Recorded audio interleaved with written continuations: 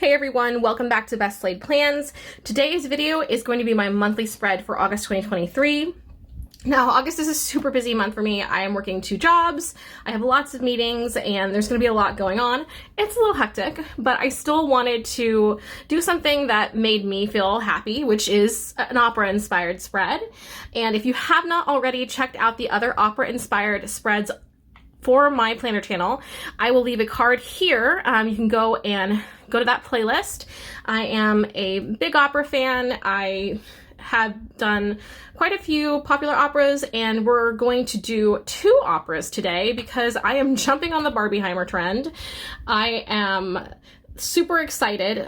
This week we are going to be doing a spread that is going to be a split spread. So normally when I do that, I have one side and another side going vertical, but this time I'm going to be doing the spread split horizontally. So I'm going to have one opera at the bottom, and then I'm going to have one opera toward the top.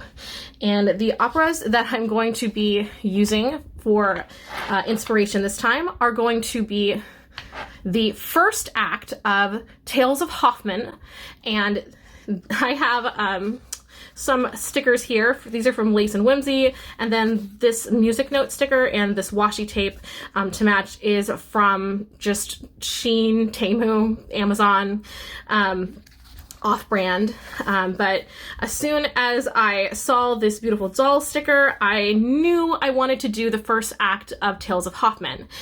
So we're going to talk about that opera. It does involve a doll.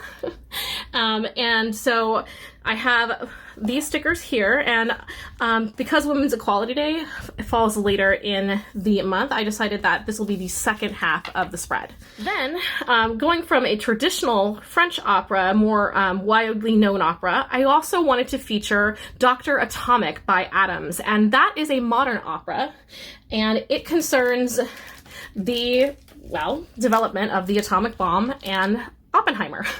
So I have some science stickers that I got from Temu. I also pulled this washi because I don't know when else I'll be able to use it again, but I love it so much. This is my coffee elemental chart from Simply Gilded. And I also found these great like vintage men's like business fashion, which is just gonna work perfectly for the setting. So that'll be the first half of the month. So that's everything that I pulled. I also have a couple more supplies. I've got colored pencils this time. And then because I'm going to be doing something a little bit different, I am going to be sketching out my spread. I want to have like a mushroom cloud effect at the top there, and I want to have like a different vibe on the bottom for my Tales of Hoffmann. So since I am not ready to commit to pen yet on the drawing aspect, I'm going to go ahead and just use a pencil. This is one of my little skinny Kate spades that I've had for centuries. So this is what I'm going to use to sketch that out. And then to fill in the colors on this, I really wanted it to be light so the stickers popped, and I have just random colored pencils I got from Target. So that's what we have. Let's go ahead and get started. If you have not seen one of these videos that I do, basically what's going to happen is I will have a voiceover with music talking about the different opera, and in the case of Tales of Hoffmann, Act 1, and I will just explain the plot, and I'll play the music so you get to know about it, and then toward the end of the video, I will do the after the pen. So for anybody who wants to skip over the opera parts and go straight to the after the pen, I'm going to leave that time right here, but for everybody else, let's get started. So I am just starting by lining up my pages with a straight edge and just going through and sketching the line that's going to divide the 2 operas. And now that I have that, I am ready to start filling in with detail as we discuss our first opera, Dr. Atomic by John Adams. Today's video is going to cover 2 very different operas with some surprising overlap. In the first, a scientist nearly goes mad as he tests his marvelous but deadly creation. In the second, a mad scientist uses his creation to toy with the heart of a lovesick poet. Let's get into it. Dr. Atomic is a 3-act modern opera by composer John Adams and librettist Peter Sellers, debuting in 2005. The story concerns the scientists and government officials that were part of the notorious Manhattan Project, which was responsible for the development and testing of the first atomic bomb at the end of World War II. The main figure in the opera is Gerard Oppenheimer, the key scientist behind the project. Adams and Sellers drew the story for their telling from actual government documents and correspondence, lending a gritty realism to the opera. The music I can't actually share because it's not in public domain, but I linked some of the available clips on YouTube, so you can check those out in the description. What I can say is that it's very atmospheric. There are tense chords that are suddenly taken over by sharp, quick notes. In addition, modern sounds like broken radio blips and mechanical whirring add to the overall atmosphere. So I feel like I've got a good background going. I did draw my atomic mushroom cloud and I'm pretty happy with it. I like the warmer tones and then just those kind of colors, and then like I'm gonna do bright pink for the bottom, so that worked out well. I decided to cut out the actual image of the package that this all came in because the other stickers that came with it were a little bit small. I did like this one. It has some text on it. So I might cover that up, but it had kind of the vibe I was going for. So I'm going to have this over here, and then I'll have probably him over here, because I will have meetings throughout these days in between, and I want to leave room to add just some plain boxes. So I am going to go ahead and keep these, and I'm going to put these stickers down and then grab some black and white boxes for the days I have meetings, and then we'll layer those boxes with these. So that's next. I think it's funny that just by adding the Sharpie to that, it actually starts to look like a redacted report or a classified document. And I guess that's very fitting. At the end of the opera, there's some foreshadowing as to the results of the atomic bomb's introduction to mankind. And the question that plagues Oppenheimer and the other scientists throughout the opera is then left up to the audience.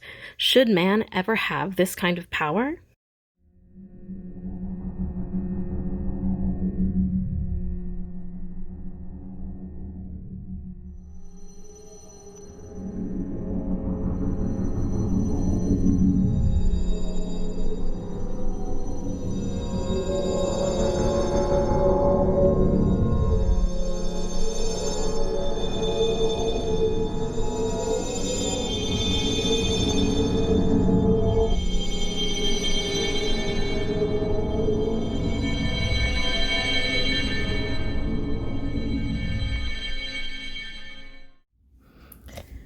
And here we have the finish before the pen of the first half of the month featuring Dr. Atomic. And I think that this turned out pretty good for my actually drawing things. At least a mushroom cloud is simple, so I wasn't too worried about it, but I am glad that I sketched it out first before I started doing the rest of the coloring. So now that we have finished talking about that opera, let's move on to the first act of Tales of Hoffmann and the story of the doll Olympia. Now for something on the opposite end of the spectrum. Les Contes D'Hoffmann, Act 1. Just a note, this opera by Offenbach with libretto by Jules Barbier has multiple acts that each cover a different love interest of the fictional version of writer E.T.A. Hoffmann, the central character throughout the stories. For this video, I'm just going to cover Act 1. And yes, E.T.A. Hoffmann as in the Nutcracker and the Mouse King, so we already know this guy likes to tell stories about dolls. The tone of the opera is farcical, fantastical, and bawdy. In Act 1, we are introduced to Hoffmann's earliest love, Olympia. He meets her when apprenticed to her father, Spallanzani, a mad scientist with a knack for robotics. Together with a rakish artist named Coppelius who sells realistic animatronic parts, cough, hint, hint, they present Olympia to Hoffmann and guests at a party. Olympia is perfect in every way. She has the perfect body, the perfect voice. She can sing, dance, and she never needs to eat. In fact, we soon learn Olympia is perfect because she isn't real. She's a cleverly manufactured animatronic doll. This is revealed after Coppelius tears her limbs off in a fit of rage after Spallanzani tricks him out of a check. All the while, Hoffmann's muse, disguised as his friend Niklas, provides fourth wall-style commentary on what is happening. I think it's interesting that both operas have subtle psychological and philosophical undertones. There's subtext about the bounds of the morality of science, and both Oppenheimer and Hoffmann experience the clash between the driving force behind their creative energy and how it shapes the world around them. For Oppenheimer, it's his bomb, and for Hoffmann, it's his muse. Also, they both end up wearing funny special glasses at some point. That's just a silly thing I noticed. So I hope you enjoyed learning a bit about these two very different operas. Now let's get back to the planning. And ta-da! That is my finished spread that is inspired by Act 1 of Tales of Hoffmann and, of course, Barbie. So the only thing that I haven't had a chance to add yet is the washi I wanted to add along the very top here. So I'm going to do that and then find a nice matte black on white August sticker to put above it. And then I will be ready to write in most of my After the Pen. So if you're joining us from after the opera, we are right about to do that right after this washi.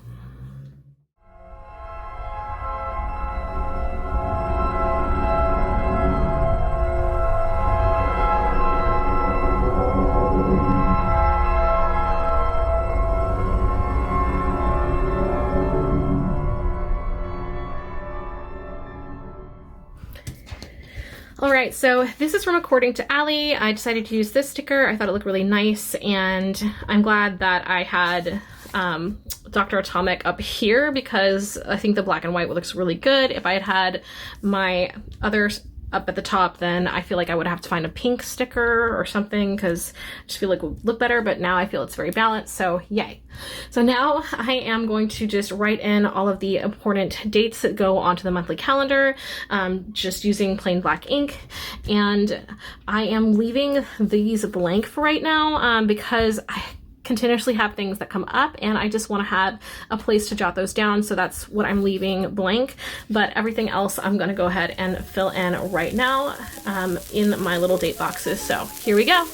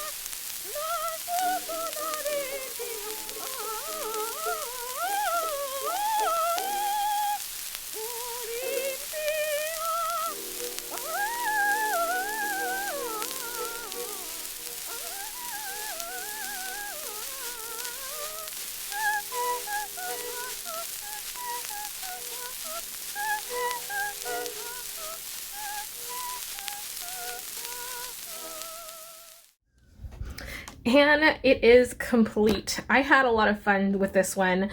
I think that it's fun to try new setups, and I've never done a split spread where it was the top and the bottom. I've only ever done like left or right. So this was super fun to try, and I think it actually goes really well together. I'm really happy to get to use some of my Lace and Whimsy stickers in my planner because I usually just use those in my journal, but I saw this sticker sheet and I was like, yes. is perfect. So that is it for this week's video. I will have a decorative journal video coming up soon, and another Barbie related mini plan with me. If you've seen Life in the Dream House, it's going to be Ryan themed, so I hope that you'll stick around for that. But I will see you all in the next video. Please comment below, like, subscribe, share this video, and if you haven't already checked out my Instagram, Valkyrie Plans, I post photos of my spreads there, and I will catch you all next week. Bye!